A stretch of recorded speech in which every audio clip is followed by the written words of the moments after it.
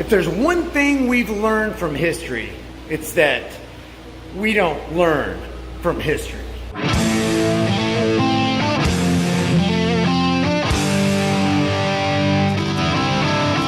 Okay, what you're about to watch and see is not an Onion News Network article, but it does look like, act like, sound like, and smell like propaganda. Take a listen. I want to send oodles of gratitude to the army of home economics teachers everywhere. Julianne took pieces of her quilts and designed and handmade personal protective gear. We also have a really talented and generous volunteer who has offered to sew face masks for the children and adults living at the largest shelter here in Baltimore County. Leon has been producing face masks in our makerspace. Lucas used 3D printer at his office to create the types of masks that the hospital might find useful. And those masks not only served to help slow the spread of infections, they protected our essential workers and acted as utilitarian love notes for friends and family far away. But wait, there's more.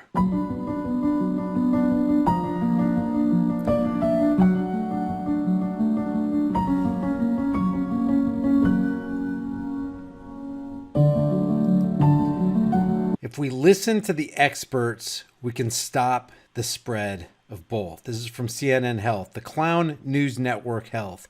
U.S. Surgeon General, coronavirus face masks promote freedom. Now keep that in mind. They're exploiting people's desire to be free. They're exploiting and manipulating people. U.S. Surgeon General on Sunday urged people to wear face coverings, saying they will promote freedom during the coronavirus pandemic.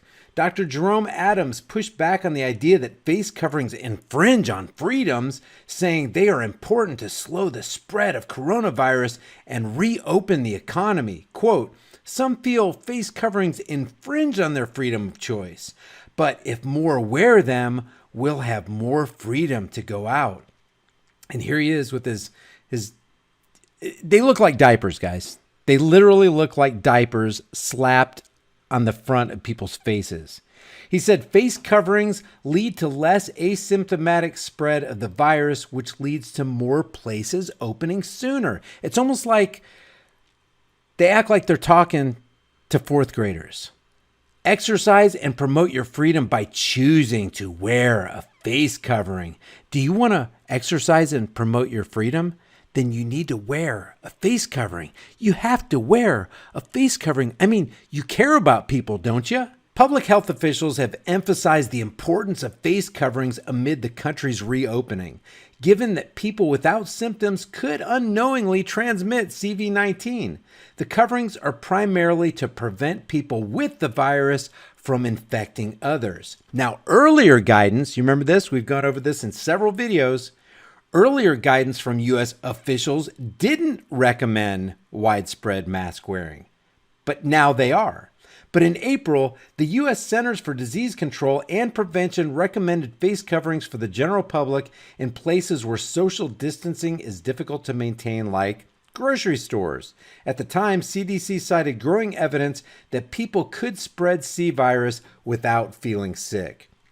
The WHO this month also updated its advice to recommend the wearing of fabric masks, not the N95, but the fabric masks, which is like setting up a chain link fence to keep mosquitoes out of your yard, in areas where there continues to be intense spread of the novel C virus. WHO also suggested all healthcare workers and caregivers wear medical masks throughout their shift while in clinical areas. Now, remember, they're telling you if you want to be free, if you want the freedom to go out more, you need to choose to wear a mask. You want freedom, you gotta wear the mask. What does that sound like? It sounds like a propaganda campaign that was once used way back in the 1930s by a guy named Edward Bernays. Take a look at this. While disapproving of women who smoked, men began to take up smoking in increasing numbers, partly because a flood of advertisements in what was America's newest mass medium, national magazines, made smoking attractive. These ads evoked the symbolic values many men already associated with cigarettes: sexual appeal, sophistication, pleasure.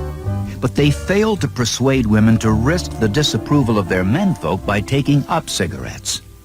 Even George Washington Hill, the advertising genius who made Lucky Strikes America's best-selling cigarettes, couldn't figure out how to break through the social barriers that kept women from smoking.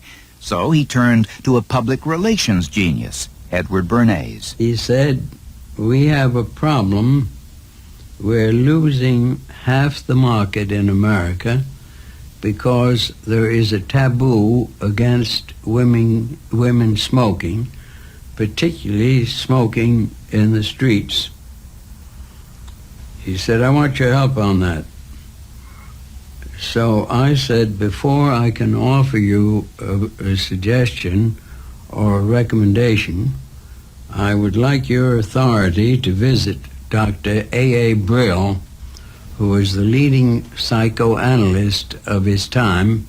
So I went to Dr. Brill and I said, "Can you tell me what cigarettes mean to women?"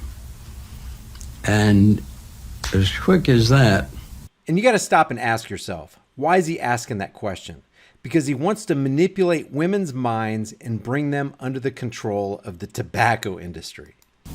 He said, cigarettes to women are torches of freedom that they use to dramatize their objection to the taboo against smoking by men. And then he added, okay, so they're torches of freedom. What does the Surgeon General say here? It's going to promote freedom during the coronavirus if you wear a mask. Some feel face coverings infringe on their freedom of choice. But if more wear them, we'll have more freedom to go out. And what was Bernays selling women on? Torches of freedom. Added as an afterthought, and they titillate the erogenous zones of the lips. So I left and wondered what to do with that information. And I decided I decided to go out and manipulate a whole bunch of women on behalf of the tobacco industry and get them addicted to cancer sticks.